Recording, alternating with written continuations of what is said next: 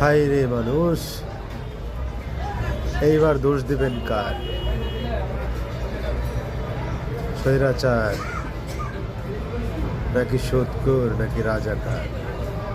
কার দোষ দিবেন বলেন?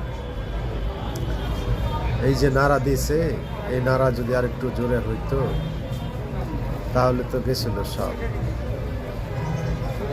আগামীতে হবে না যে তার কোনো গ্যারান্টি আছে?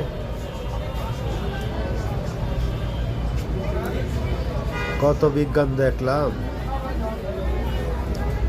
কিন্তু এই ব্যাপারে বিজ্ঞান কোনো ব্যবস্থা নিতে পারে না। ব্যাপারটা বেশ জটিল। সুরক্ষার জন্য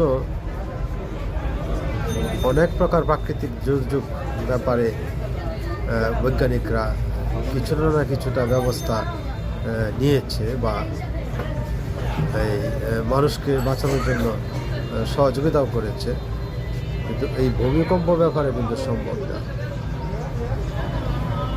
আধা মিনিট, 10 সেকেন্ড, 5 সেকেন্ড, হায় রে আল্লাহ, এই 5 সেকেন্ডের ভিতরে কি না হতে পারে চিন্তা করতে পারেন? কি করণীয় ভাই?